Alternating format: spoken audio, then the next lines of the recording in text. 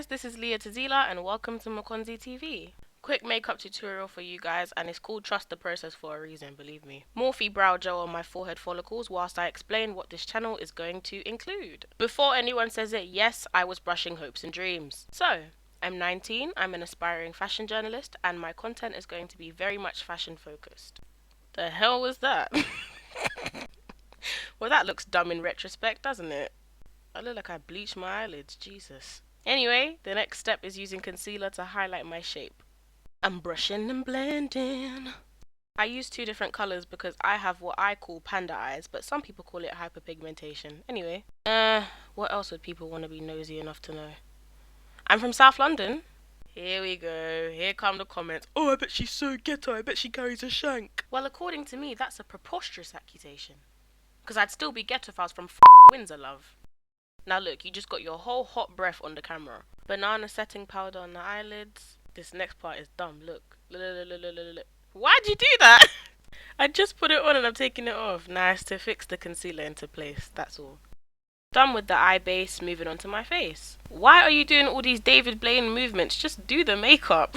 I used the lighter brown concealer under my eyes for my bags. Again, with the whole panda eyes / dark circles thing. They were cute when I was little, but now they make me look strung out. I used the lightest concealer directly onto my lower lids. So using concealer in this way has two effects for me. It brightens my under eye and it evens out my skin tone. Win-win. Now I'm blending the concealer in, looking like a clown. But just trust the process, aight? So yeah, I'm a fashion journalist, specifically editor, and that includes creative directing, styling, designing, sewing, you name it. Creating an ombre with the darkest concealer to blend into the rest of my face. I do go over the highlighted bit slightly so I look less like a leopard. Speaking of leopards, woy oi, I'm Congolese and that's Congo's national animal. Some of you may recognize me from Congolese TikTok. Some of you may recognize me from your auntie's WhatsApp because they have that video in a chokehold. You know what video I'm talking about.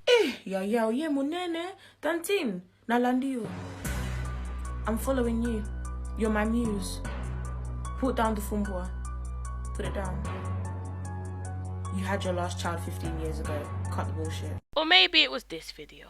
Instead of insulting my Lingala in the comments, pattern your dad's visa application. Priorities. Fix the English. What can I say? I shake tables, dog. Anyways, after I've set my face, we're moving on to the eyes. Yay! So one of my go-to soft glam looks is an orange to yellow sunset eye look. This palette called Bright by Beauty Bay is very pigmented, by the way. So I start with a medium toned orange and I just work my way down into the crease. More of the previous orange, then I swap to a darker orange for the middle crease of my eye. I do the same on the right eye, and if you cannot tell, yes, I have 2 nose piercings. I'm very proud of that. I'm proud because I challenged African authority and survived. I used a deep mahogany brown on the lower section. I'm building this neutral smoky eye look before I cut the crease. I only cut creases and fabric, okay? Not people, but don't tempt me. No, I'm not trying to find the most high, I'm imprinting the concealer to try and cut my crease. Quick, if you're laying, roll your eyes. Okay, so it might look slightly miscalculated, but trust the process. I think the key to a good cut crease is definitely setting powder. You're free to disagree, I'm not a makeup artist, but a little goes a long way. Again, this eyeshadow palette, very pigmented. I've chosen to put gold in the inner crease. I've discovered in my recent years of being a Negro that gold on darker skin is delectably impeccable. Yes, I am an English student at the University of Nottingham. Go Nots! I fell in love with English at a very young age, I would say 7, and that was the same time I fell in love with fashion. Then I realized I could have the best of both worlds, and now I'm a fashion editor. Maybelline have the best eyeliner. Fight me. Fight me! I prefer longer eyeliner wings because my eyes are naturally long and small. I'm excited to try different colour liners though. I think that'd be nice. See, look, you ruined it. You tried to finesse and now it looks butters. Fix it before you look confused. I'm not confident on the truth of this, but I've heard that pulling your eye down in that way will encourage loose skin around your eyes, so I try not to do it, but as you can see, I failed. That was how I fix any eyeliner wing mistakes with concealer. Activating Zoba mode in 3, 2, 1. Congrats, you've won the medal for Yuma of the Year.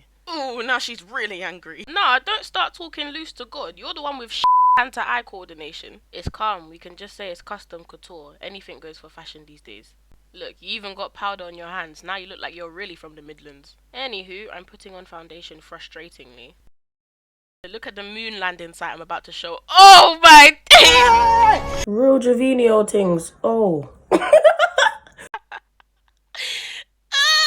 my head looks pregnant. Oh my god. Trust the process. The process of what? Airbag installments. Oh no. You're so dumb. Like, why? Right, onto the brows. Regardless of the fact that I poured it over myself like a 2-year-old, NARS foundation really is great. See, now with my eyebrows, they're always subject to change because I have so little hair on them. But as a fashion enthusiast, I actually really enjoy that because it means I don't have to adhere to one style of eyebrows all the time. I'm free to explore their shape and size. That was phrased really wrong. Moving on swiftly, blem blem blem. Anastasia Beverly Hills, the atrocities you've committed. Your dip brow pomade had my eyebrows looking like slugs, but your blush is alright, so I give you that. Blush is a new addition to my makeup routine. These brushes aren't new though, lord. We meet again, beige highlighting concealer. So I have a small nose and the bridge of my nose is quite undefined, so I use highlight to go over it. Blend, blend, blend, blend. Next is my lips. No, not that colour. No, not that colour. Yes, deathly black. Turns out black liner and nude lip gloss is elite, and black and dark brown eyeshadow work just as well as dupes. Nix, nix, nix. How many times did I call your name? You are responsible for show-stopping lip gloss. Just wow. These lashes did not want to be stuck on. I was actually tempted to rip off my eyelid just to stick them on and then put it back on. Zoba mode 3, 2. I've destroyed the lash. Yuma of the year. Oh my god. My lash is destroyed. Disciple of dumb. My t-shirt is stained. Oh my god, I've made the lash bold. Look, there's a whole patch in the lash. It's even for the wrong eye.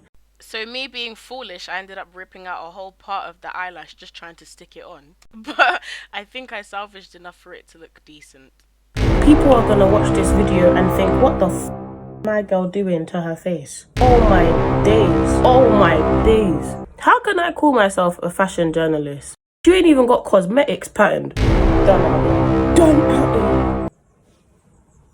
Oh, what the I look like a bug, blood. Lash thing was a miss. Still, I'll give myself the credit though. I'm good at making good things from a bad situation. In approximately 3 seconds, you'll see why I said that. And there we have it, people. If you made it this far, well done for trusting the process. Thank you for choosing to be here. It's been a pleasure as always. I'm Leah Tezila and I'll see you next time on Mokonzi TV. Bye!